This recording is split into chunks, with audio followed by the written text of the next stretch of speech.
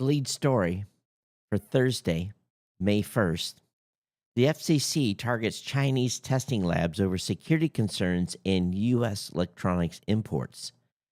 The Federal Communication is getting set up on a crucial vote on May 22nd that could reshape how electronics enter the United States market. At the center of the decision is a proposal to ban certain Chinese testing labs from certifying devices like smartphones, game consoles, and camera products that must meet safety and technical standards before being sold in the United States.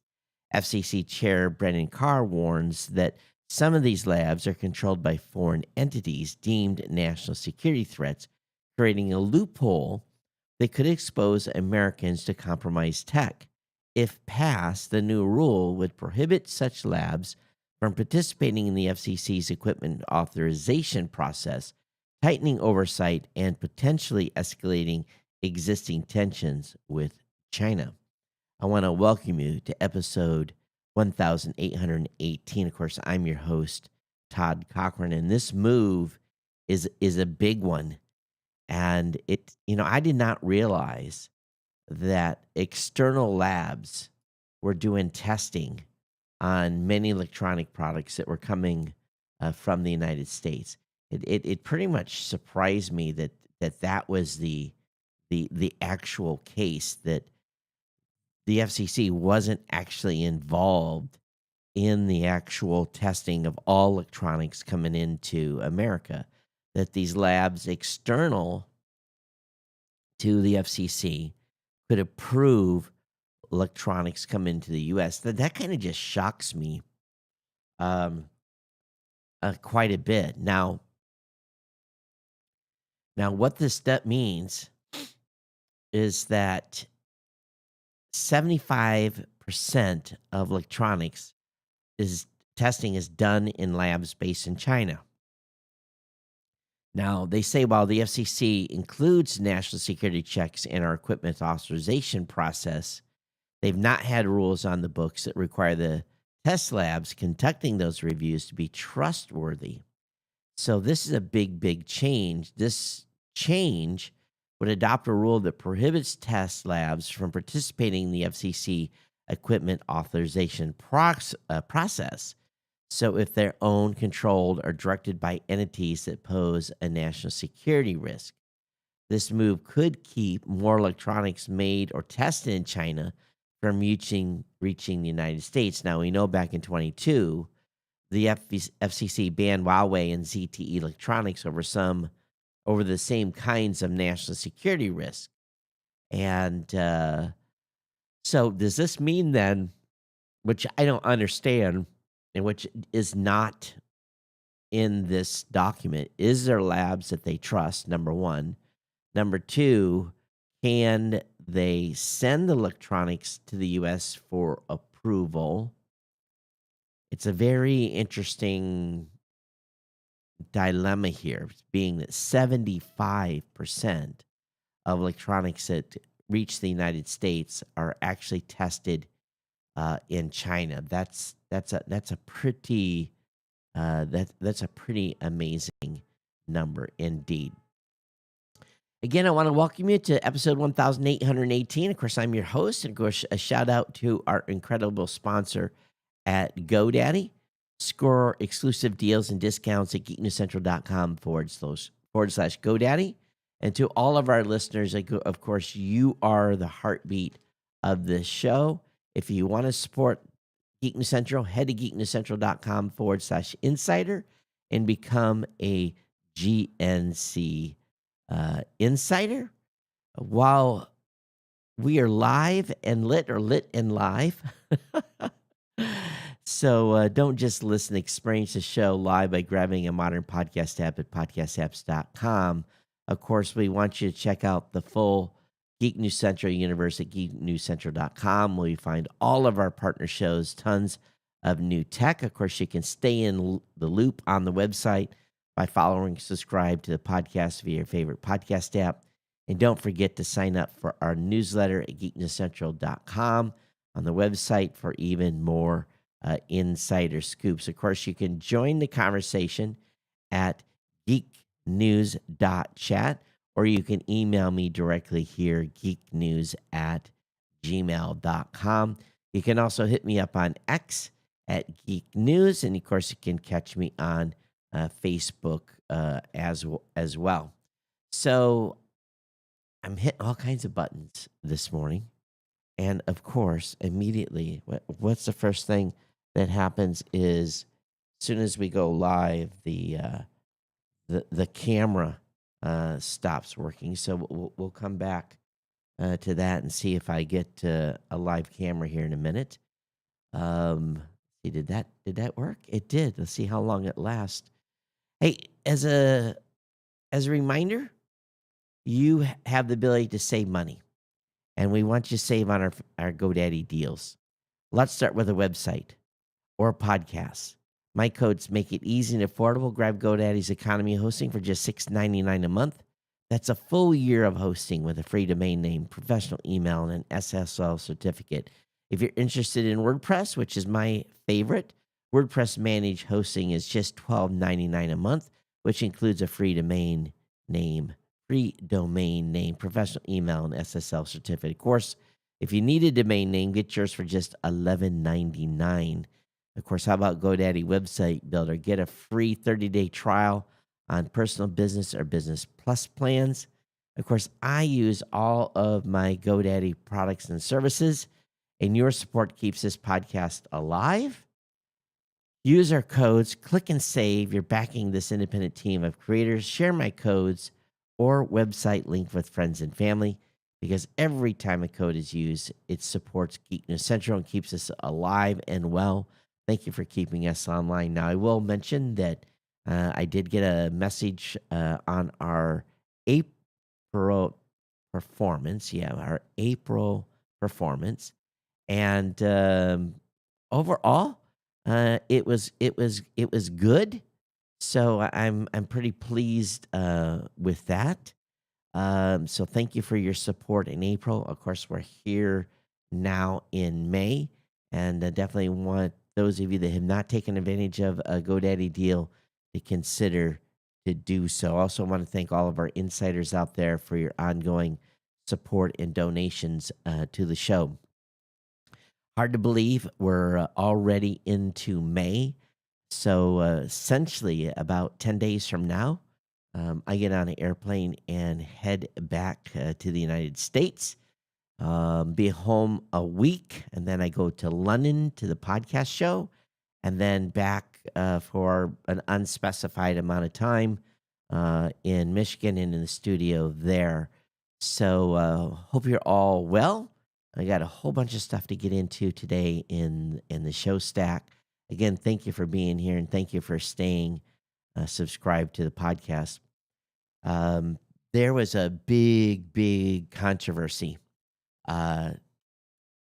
Tesla knew that there was going to be a story run about them supposedly looking for a replacement for Elon as a CEO. And what turns out was they sent a denial to the Wall Street Journal. And yet the Wall Street Journal still published the story even after the denial. So Tesla denied reports, has contacted a recruitment firm. The Wall Street Journal reported that the firm board began looking, and they said it was based on frustration around his role in Doge. But again, the board basically came back and made a strong statement and said, no, you're wrong. We are not headhunting. Tesla said the report was absolutely false, while Mr. Musk wrote on the social media platform X that the paper was a discredit to journalism. So this is interesting that the Wall Street Journal would do this, and they cited unnamed sources. And so what's at play here? Is more games, more attempts to manipulate stock what is the situation? One would ask, wouldn't they?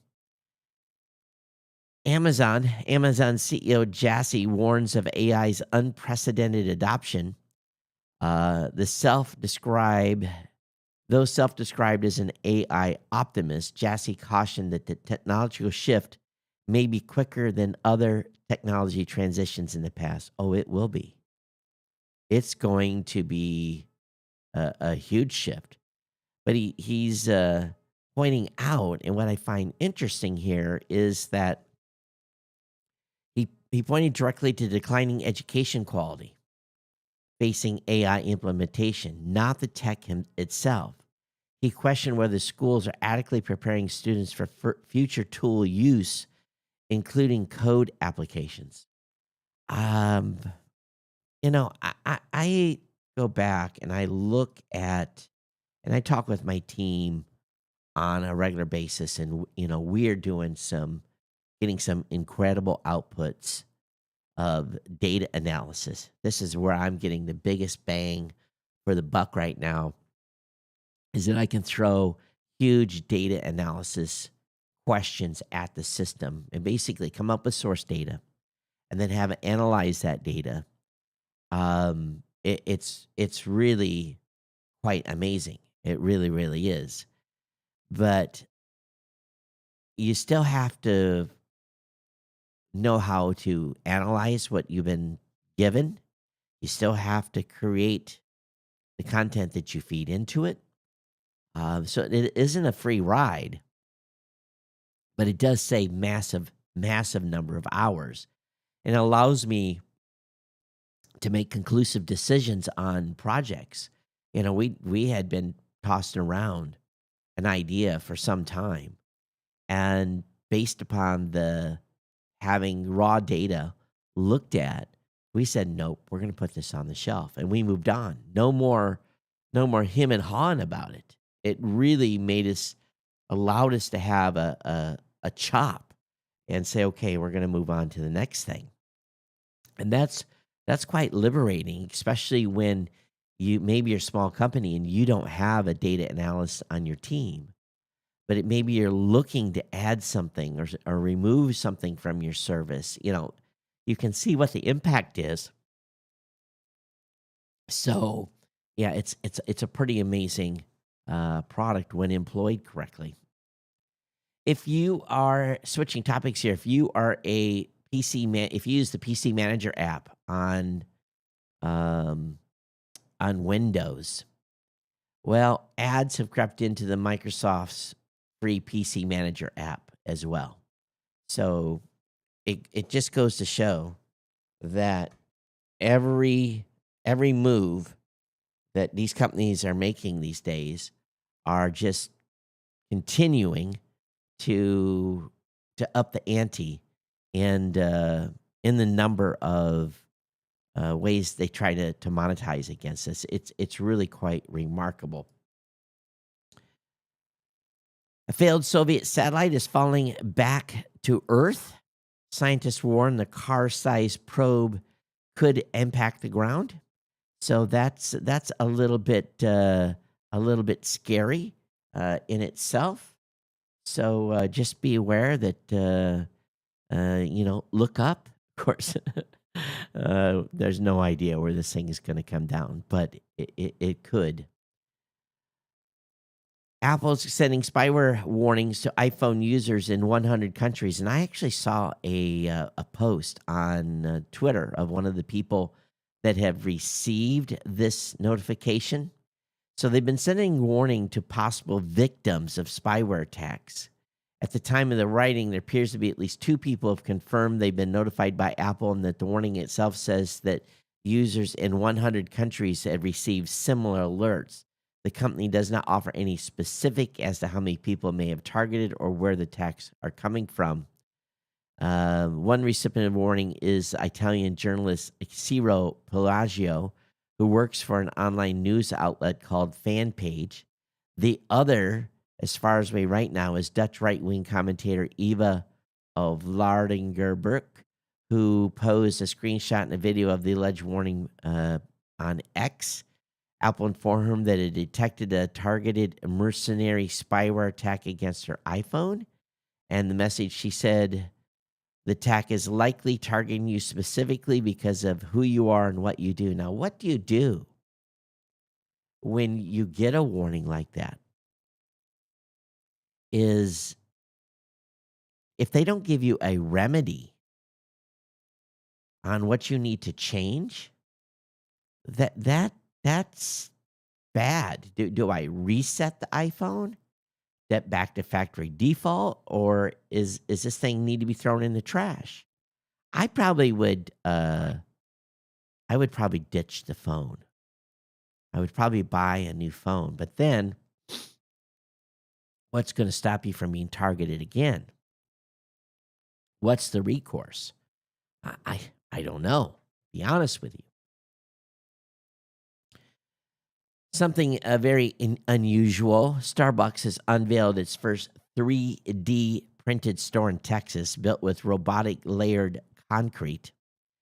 So again, 3D printing is starting to be a thing, and they've got a video of the construction and what it took. And basically, this, if you've seen this before, this robotic a building, it's just it's like a 3D printer, but using concrete. So I definitely have a link up in the show notes for you to take a look at. I don't know if it means that these are more sustainable. There's probably a reason that Starbucks has done it, but kind of cool. Researchers, this is crazy. Researchers looked at 19 billion passwords. Over 90% of them sucked. Some people don't even try. Others lean on words everyone else is using. So 90%, 90% of the passwords were useless. Of course, some of the Hall of Shame ones continue to be password admin 1234566. Password and admin were used 53 million times, while 123456 clocked in at 338 million times. Over 727 million passwords contain the sequence 1234. So names of people are number 2, the most common, with 8% chance of use in one of the passwords. So they've got, here's the trends. Words with positive meanings, pop culture, curse words, countries, cities, U.S. states, food, popular brands, nature, animals, season, and months. Those were the trends people are using for the passwords. But the top words were love, sun, joy, Mario, Thor, Batman, beep, beep, beep. Yeah, those were swear words. Rome, lion, summer, Monday, May, April, tea, apple. So again, very, very simple words. Please, please, please let your password managers do the walking for you here, okay? Because they will randomize and provide you a password that, yes, very difficult to type, but if you're using a password manager, you can copy and paste. In most instances, it's been very few times I found my password manager would not work. So definitely do that. Google Messages could get a big design upgrade soon, and there are 4 features that are coming. They're getting an unsubscribe button to tackle spam. Google Messages should soon tell you which group chat members have read your messages. And Google Message will soon get a big upgrade for photo and video quality as well. So, but again, a more balanced landscape mode, preview for PDF files, an unsubscribe button, and some changes to main action. So some big updates coming to Google Messages for sure. Meta and Microsoft earnings been announced. Wall Street eyes are now on Apple and Amazon. So, so they think it's a crucial week. I think everyone is going to be, you know, fine with the earnings this quarter. Um, so we'll continue to watch and see what happens. But in the end, here, um, I think the first quarter is not going to be too much of an impact. Maybe quarter two with the tariffs, if that doesn't get resolved, we'll see.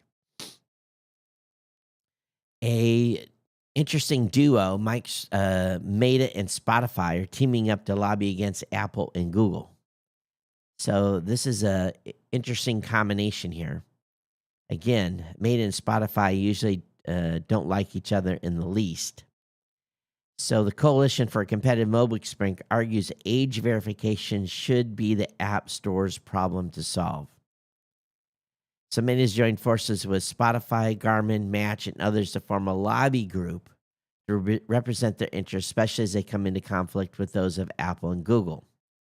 Again, the group's first order of business is arguing that age verification should be the responsibility of app stores and not the apps themselves. I think that's a good idea, to be honest with you. That way, you get it done, one and done. But what happens when you're sharing a phone and someone used another app? So there can be an argument either way. That is definitely for sure. But which way do you think? Which way should it be? Should it be the app, or should it be the app store? What side of the fence are you on? News at gmail.com. Millions of users possibly at risk after Ascension. Again, Ascension Healthcare reveals new data breach, potentially linked to C1OP ransomware. So again, one of the biggest private healthcare systems in the United States, Ascension, has notified patients that personally identifiable information, including health data, was stolen in a previous unannounced attack. I'm going to tell you something. It's a personal thing. I got an email as part of my when I retired from the military. I have to pay a premium, and it's not big. It's about $1,000 a year for my TRICARE healthcare. Well worth it. No complaints. And they switched the provider. I'm still technically in TRICARE system on the West Coast. Just it's a technicality, but TRICARE West changed providers, and they set up a new payment system, and it's been an absolute pain in the ass. First of all, their website is broke. You can't reset your password on the website, so I have to do everything through the phone. Resetting the password's been broke for months. Months. Imagine that, trying to reset a password on a healthcare site, which is on a .gov domain. Months been able to not fix the password situation. So I'm on the phone, and they have this automated system to be able to make your payment. Now, this payment system is only available from 8 a.m. to 6 p.m. in your time zone. So, or the West Coast time zone. Why? Why is a system that takes automated payments only available during office hours? And I'll tell you what it simply is. Their phone system is such a piece of shit, is that when they are closed, the only two options on the calling tree are, do you have an emergency? Do you need to talk to a psychiatrist? Or do you need to transfer a patient from one hospital to the other?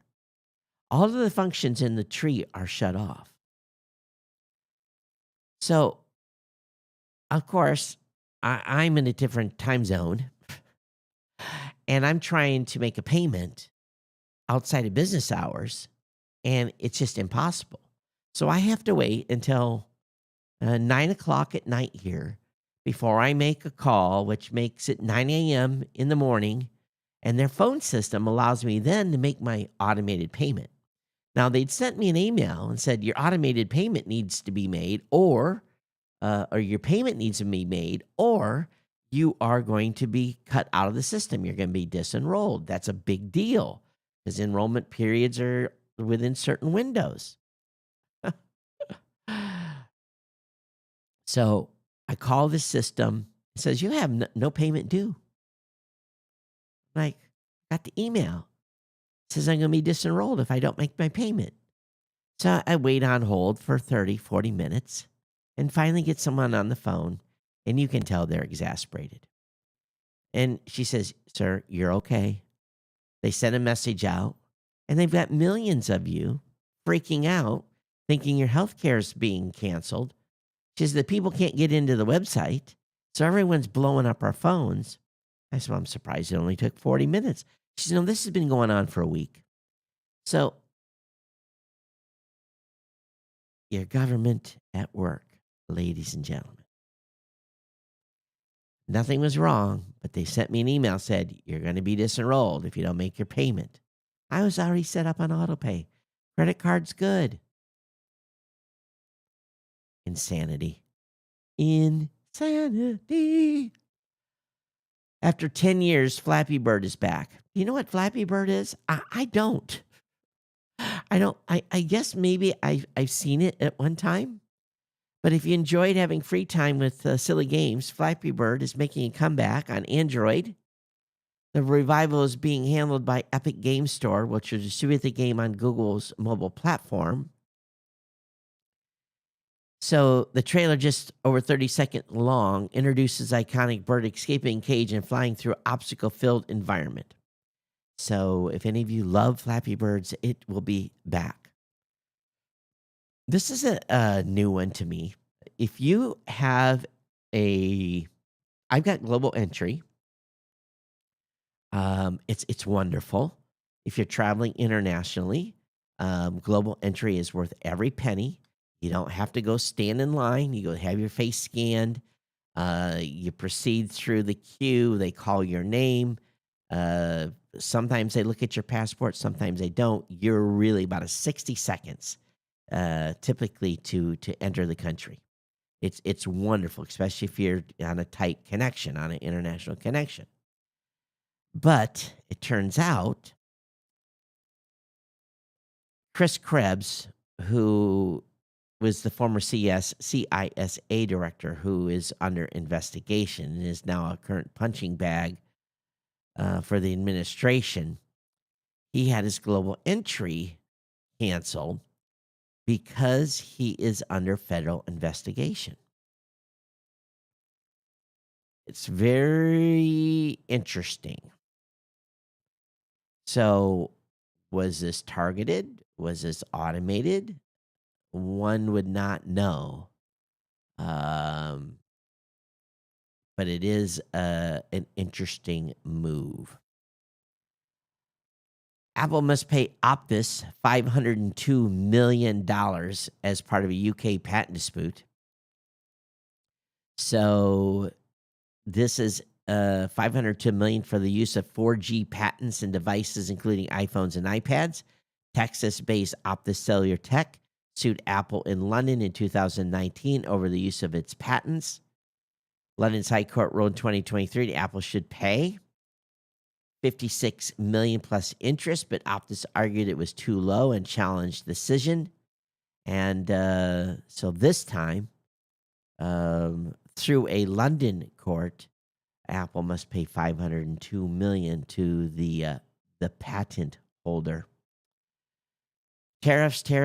Everyone's talking about tariffs. I'd like to have Amazon put a Made in the USA sticker on products in its catalog. Wouldn't that be nice to show where products come from every time you buy something? You know, if it comes from China, Vietnam, India, wherever it comes from. Wouldn't that be nice? I doubt they'll ever do that.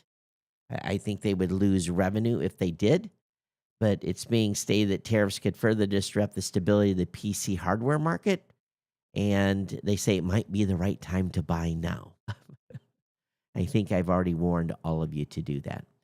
Now, I was beholden, and the only thing I could ever afford when I was younger was a used Sony Walkman.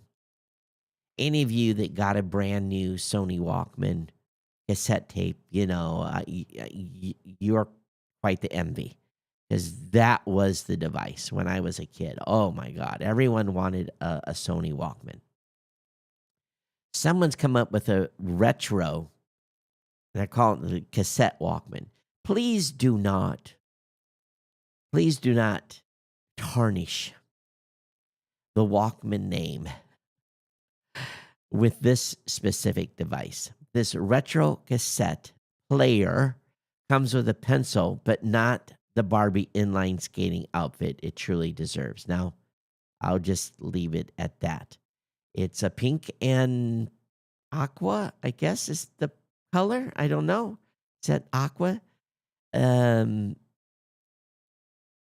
it is a Bluetooth cassette player, and it can record onto tapes as well.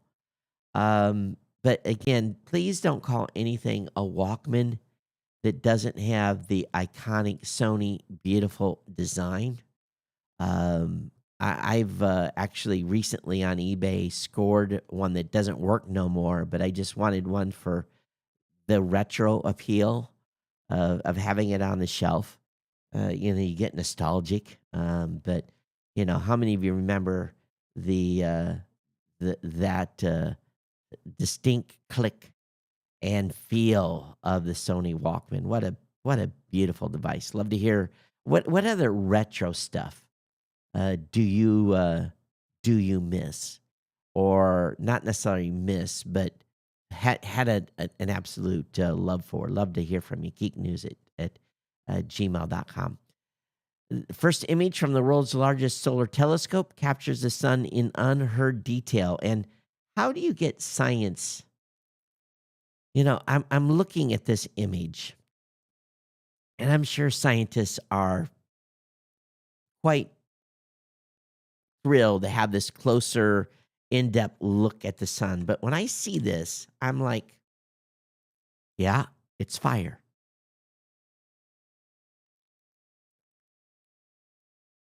And yes, the sun is hot. So there's an image, a close-up of the sun's surface from the National Science Foundation's Daniel K. Inouye Solar Telescope. Shows magnetic activity around a cluster of sunspots. So I'll just, maybe the lines kind of looks like someone that's had to be honest with you, been out drinking all night and needs a little Visine. But that's just me. I don't know. But anyway, I'm sure they're going to get science out of it. But to me, I just look at this. I'm like, how do you get science out of that? The BBC used AI and an actor to bring Agatha Christie to life for its writing masterclass series with permission from the Christie family and estate. So this is pretty remarkable. Now, Agatha Christie died in 1976, and they presented her writing tips in 4K video and used AI to create the content. Definitely has the ability of bringing people back to life. There's the third time the camera has stopped today. It's OBS. It works the rest of the time, and I don't have an issue. What is 5G advanced, and what does it mean for my next phone? Well, we're kind of in this transition period between 5G and 6G. And what's 5G is 5G advanced. 5G advanced is a friendly name given to the 3GPP Release 18 standard. Is something referred as 5.5G, and it serves as a bridge between current tech and 6G. It offers potentially significant improvements to network speeds, efficiencies, and even network. So be looking out for 5G advanced or 5.5 on your phone. We'll see how they label it. You may start seeing blurred thumbnails on YouTube. YouTube is rolling out an experimental feature to make its platform a little more family safe. Thanks to that, again, you might start seeing blurred thumbnails and have to approve it before it appears. Sam Altman has, this hasn't made the news in a while, but you guys remember the World Crypto Project? Well, the Sci Fi Founding Initiative uses an orb to scan your iris to create your very own world ID. Well, you're going to get this orb. It's going to be available in the United States. Would you like to have your eyeball scanned by this device and use it to unlock crypto and so forth, or use it as your ID? It's a little weird to me at this point. Also, ladies, this cracked me up. The Aura Ring gets the red carpet treatment, and it looks incredible.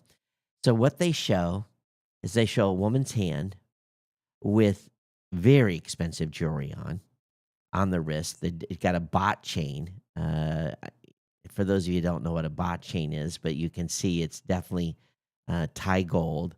And then she's got 1, 2, or 3, 4 bracelets with lots of diamonds. And then they've got I guess the index finger, the finger that you use to like scan to unlock stuff for your fingerprint. They have a dime. It looks like a diamond encrusted accessory to go along with your aura. This is not incredible. They basically take silver or gold, and you put these rings on as a 3-piece set. You've got the standard ugly aura ring that is a flat, shiny piece of metal, black, gold, or silver. And you then can accessorize it with, they're calling them ring jackets, which are 2 beautiful bands specifically made to hug the aura ring. I don't think, and to be honest with you, ladies, go look at this article at Digital Trends. Are you going to wear this? This does not spell class to me. This smells like gimmick. And I don't know how expensive it is. I'm not going to announce the price, even if I found it on the article. But really? You're going to call this, it looks incredible? Were you paid, Digital Trends, to say that? I'm not a fashion diva, but I know what looks good on someone's hand, and this does not. The global smartphone market grew by a modest 0.2% in quarter one. We go from fascia to the smartphone market. So, yeah, things have slowed down a little bit. WhatsApp now has more than 3 billion users a month. I'm one of them. WhatsApp is used here exclusively. Everyone asks you, what's your WhatsApp? That's how people communicate. They use Line in Japan, WhatsApp in most places here in Asia. So, I don't think most people are, what's your text number? You text in the United States, you don't do WhatsApp. But here is definitely a WhatsApp place. An airborne flaw exposes AirPlayer devices to hacking and how to protect yourself. Now, Apple's rolled out a fix with 18.4, but third-party AirPlay-compatible devices may remain exposed. Researchers have found 2 major vulnerabilities in the Apple AirPlay protocol. Essentially allow hackers to breach through compatible devices on the same Wi-Fi network. So it's only if everyone's on the same Wi-Fi network. So be aware of that. If you're in your home, you don't have to worry about this. This is not going to cause an issue unless someone gets on your Wi-Fi network. Google's CEO Sundar Pichai has testified extraordinary DOJ remedies would cause many unintended consequences. They are fighting tooth and nail for these sanctions to not go through. It is not boding well for Google. And I'll be honest. The more I dig into Google SEM and how they dominate, completely dominate that with it tied to search and everything else. Um, yeah, they're going to have a problem if it's broken apart. I have no doubt. But you know, there's no competition. You have to use Google Ads. You have to. There's just no other choice. Hey folks, if you have comments today, geeknews@gmail.com, at Geek News on X. Of course, you can find me on LinkedIn and everywhere else. So follow me around. Please do that. Don't forget to support our sponsor, GoDaddy, geeknewscentral.com/GoDaddy. And of course, become an insider at geeknewscentral.com/insider with your 2, 5, 10, 15, 20, or $25 donation. We definitely appreciate it. We'll be covering all our insiders on the next show. I failed to get that ready in time for today's podcast. I apologize, 2 in a row. But we definitely thank you for your support. And for those of you listening, thank you so much for being here. Thanks for those of you that are watching and got to see me freeze frame a couple of times today. Works all the other time except when OBS is being used. But go figure. And is there any way to manipulate USB ports on a Mac? Anyone know that?